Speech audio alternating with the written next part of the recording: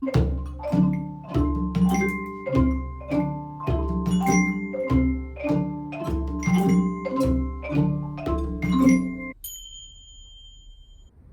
everyone, my name is Matthew Stensrud, otherwise known as Mr. S, and welcome to Orff Lessons with Mr. S. You can also find me on Facebook and on Instagram with Mr. S. Orff. I'm excited to spend a few minutes with you today talking about the Arabian Dance from the Nutcracker. And you already know I love the Nutcracker, and the music from it is amazing, and oftentimes it's required content for students in elementary music. But how can we use these listening lessons in exciting new ways? Here's one of them for our older students. But the Yoga Pretzel cards are some of my favorite cards to use in the classroom because they offer so many opportunities for students to explore and create with their bodies. From exploration to improvisation to movement choreography and composition, the ideas are truly limitless. And today, we're going to use the partner cards for our lesson.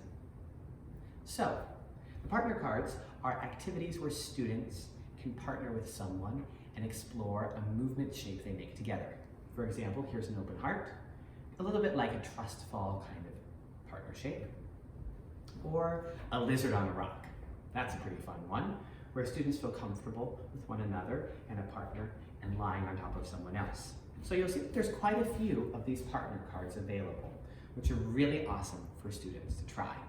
At first, I spread these partner cards throughout the room and let students explore with a partner of their choice. That's especially helpful with our older elementary students because they may want to try this with someone where they'll have less inhibitions and more comfort and can express themselves truly through the movement instead of worrying about the person that they're partnered with. Next, they begin to choose some of their favorites and create a simple ABA form. After that, I then introduce them to the rock, which is a movement pose that looks like this.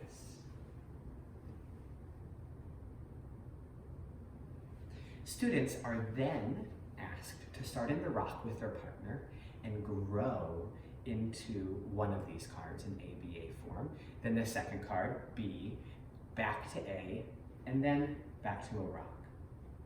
Finally, they then pair with another pair, which is my most exciting part, because then they have to pick some of each other's cards together, and they end up with an elemental form, A, B, C, A. A then becomes the rock, so they start in a rock. They choose a card to grow into, perhaps open heart. They choose another card to morph into, lizard on a rock, and then they head back to the rock shape at the end. I offer a lot of opportunities for students to create here. So perhaps a group says, you know, Mr. S, we really want to use 3 cards. I say, absolutely. How could you make a form out of it? Well, we're going to do open heart, and then lizard on a rock, and then go back to open heart, and then elevator. Beautiful. You'll be amazed what students might come up with. Another group asked me one time, what if half of our group does open heart, half lizard on a rock, and then we morph to the opposite, and then we join all together in an elevator. That's a phenomenal idea. And by phrasing these ideas as, what if you tried this way, or what if you tried this way, it's really letting the students know that the options they have are limitless, and they can truly explore and try what works best for them. Then, how do we add the music from the Arabian Dance, you might ask? Well, I might start with something simple like a glockenspiel, and say to begin to slowly breathe and change every time they hear the glockenspiel. So they'll start as a rock, grow into their first card,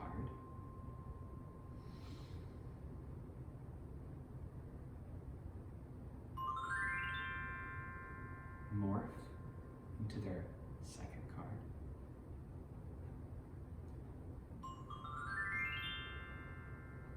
morph into a third card,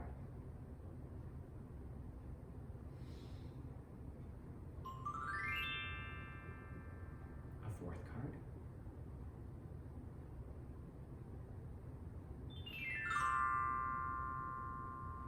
back,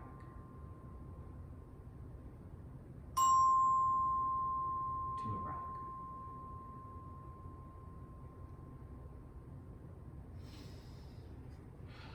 use our breath to signify the end.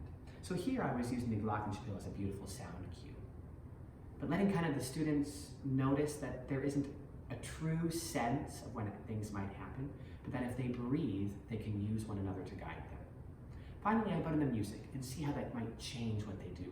And they'll begin to kind of say, well, I think I might move when this part happens with the instrumentation, or they'll start to feel the phrase length and breathe with it. But I never use specific counts.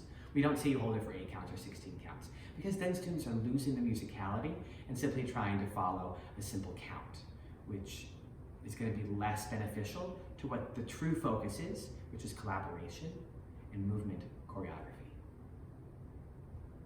This is the Arabian Dance from the Nutcracker, and it's beautiful.